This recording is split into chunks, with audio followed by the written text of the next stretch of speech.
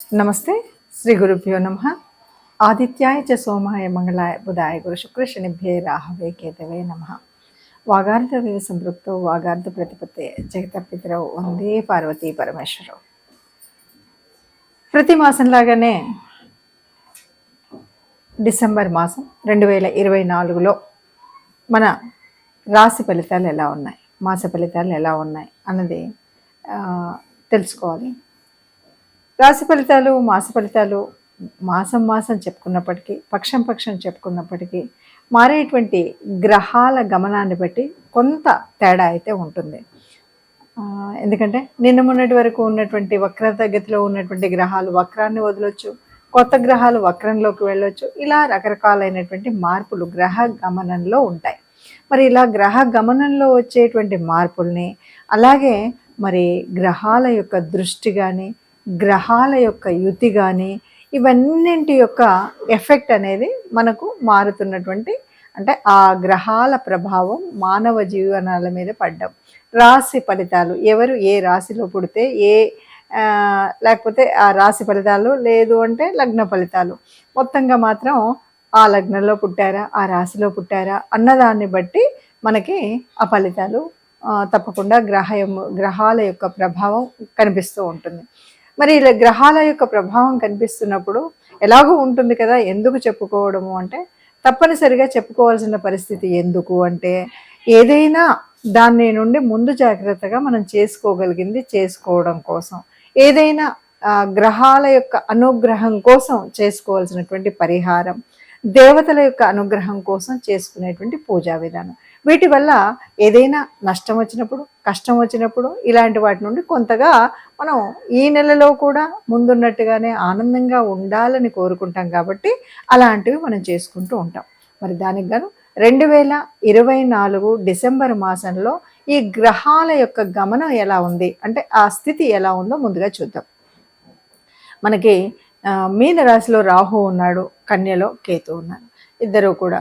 ఇక తర్వాత వృషభంలో గురువు వక్రించే ఉన్నాడు. తర్వాత కర్కాటకంలో కుజుడు వక్రించి ఉన్నాడు. ఇక మనకి వృశ్చిక రాశిలో రవి ఉన్నాడు. తర్వాత రవితో పాటు బుధుడు వక్రించి ఉన్నటువంటి స్థితి.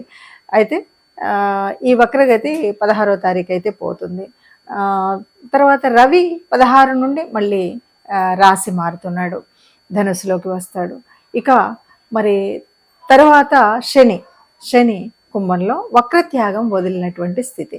ఈ స్థితిలో అంటే ఈ రకంగా గ్రహాలు ఉన్నప్పుడు మరి ఒక్కొక్క రాశి మీద ఎలాంటి ఫలితాలు ఉన్నాయి అంటే 12 రాశులు ఒక్కొక్కటి కనుక చూసుకున్నట్టయితే ఏ రాశి వారికి ఎలాంటి ఫలితాలు వస్తాయి, ఎలాంటి పరిహారాలు చేసుకోవాలి అన్న విషయాన్ని చూద్దాం.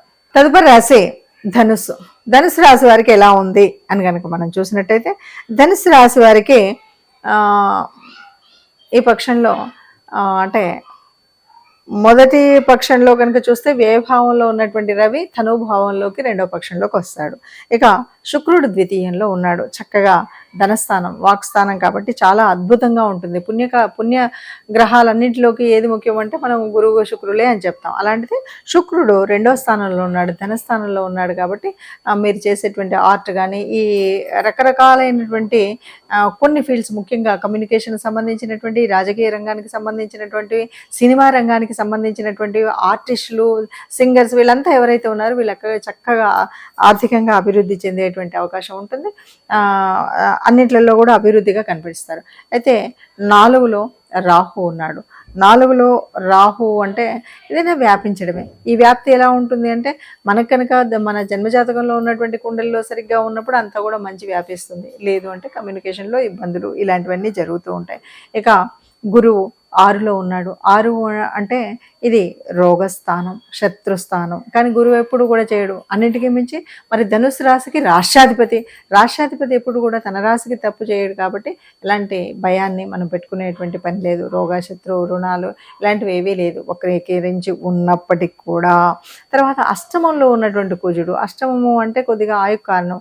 కానీ ఇక్కడ కుజుడు మనం ఏదైనా ప్రయాణాలు చేస్తూ ఉన్నప్పుడు జాగ్రత్తగా వెళ్ళడం, యాక్సిడెంట్స్, బండి మీద వెళ్ళినప్పుడు, కారు మీద వెళ్ళినప్పుడు ఇలాంటివి అయితే చాలా జాగ్రత్తగా ఉండాలి అనేది చెప్తున్నటువంటి గ్రహస్థితి. కాబట్టి మనం ఏదో కోపంతో ఎవడి మీదకో వెళ్ళిపోవడము, లేకపోతే అనుకోని యుద్ధాలు జరగడము, మానసికంగా కంటే శారీరకంగా మనకి ఏదో ఒక రకమైనటువంటి గాయం కలిగేటువంటి పరిస్థితి ఉంటుంది. కాబట్టి ఈ విషయంలో జాగ్రత్తగా ఉండాలి. వ్యయభావంలో రవి బుధులు ఇద్దరు ఉన్నారు. ఇలా ఉన్నప్పుడు కొద్దిగా మనము ఇతర దేశాలకు లేకపోతే దూర ప్రయాణాలకు, దూర స్థితికి సంబంధించినటువంటి విషయాల్లో మనకు వచ్చేటువంటి అభివృద్ధి ఉంటుంది. ఆ అభివృద్ధి వల్ల అంటే మనకు విదేశీ నుండి వచ్చేటువంటి ద్రవ్యం కానీ, విదేశీయాల వల్ల వచ్చేటువంటి సంపాదన కానీ, ఏమైనా డబ్బులు ఇవి జరిగినప్పుడు ఇలా వచ్చేటువంటిది కానీ మనకు జరుగుతూ ఉంటుంది. ఇది మొదటి పక్షంలో జరిగేటువంటి పరిస్థితి. రవి తనుభావంలోకి వస్తాడు. ఎప్పుడైతే రవి ఉన్నాడో మనకు ఆరోగ్యరీత్యా బాగుంటుంది, ఒక తేజస్సు ఉంటుంది. తనుభావం అంతా కూడా తేజస్సుతో, టీవీతో నిండినట్టుగా ఉంటుంది. ఎవరికి ఏది చెప్పాలన్నా కూడా ఒక డిగ్నిటీ అంటారు కదా, ఆ విధంగా కొనసాగుతుంది. దీనివల్ల ఏంటంటే మనం ఏది చెప్పాలనుకున్నా కూడా గంభీరవాదనంతో చక్కగా చెప్పగలిగేటువంటి స్థితి ఉంటుంది. మనం చెప్పింది వేదంలాగా ఉండేటువంటి పరిస్థితి కూడా ఉంటుంది. మరి రాశి ఫలితాలను అయితే మనము ఇలా తప్పనిసరిగా చూసుకుంటే దానివల్ల ఉపయోగాలు అన్నాం. లేదు అంటే మనం పరిహారాలు ఎలా తెలుసుకోవాలి, ఏం చేయాలి అని అన్నాం. ఏది ఏమైనా సరే మొత్తంగా ఏమిటి అంటే గ్రహాల యొక్క గమనం అనేటువంటిది మన పూర్వజన్మలో ఉన్నటువంటి ఫలితాల మూలంగానే మనకు జన్మజాతకంలో అయితే గ్రహాలు పడతాయి.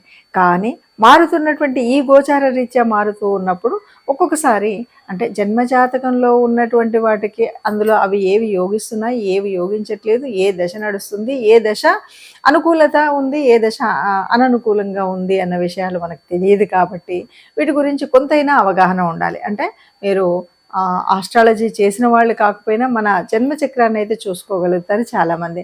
జన్మచక్రం చూసుకున్నప్పుడు ఏ రాశి వాళ్ళకి ఏ రాశి మనది, ఏ రాశి వాళ్ళకి సరిగ్గా ఉంది లేదు, అలాగే మనకు యోగించే గ్రహాలేంటి, యోగించని గ్రహాలేంటి అన్నది మనకు తెలుస్తుంది. అలా తెలియని వారు ఎవరైనా ఉంటే మీకు నచ్చినటువంటి, మీకు తెలిసినటువంటి జ్యోతిష్యులు ఉంటారు కాబట్టి వాళ్ళ దగ్గరికి వెళితే మీ గ్రహరీత్యా మొత్తంగా జీవితం యొక్క పూర్తి పరిస్థితిని మనకు ఈ కుండల్లో చూపెడతారు. అదే కాకుండా మనకు ప్రత్యేకించినటువంటి ఏవైనా ఉన్నా మనం తీర్చుకోవడానికి ఉంటుంది. అయితే ప్రస్తుతం ఇప్పుడున్నటువంటి స్థితిలో అంటే డిసెంబర్ మాసంలో 2024లో ఉన్నటువంటి గ్రహ గమనాన్ని బట్టి ఒక్కొక్క రాశి వారికి ఒక్కొక్క విధంగా ఉన్నాయి. ఏది ఏమైనా ఇక్కడ ఏంటి మనం చూస్తున్నామంటే 3 గ్రహాల యొక్క వక్రస్థితిని చూస్తున్నాం.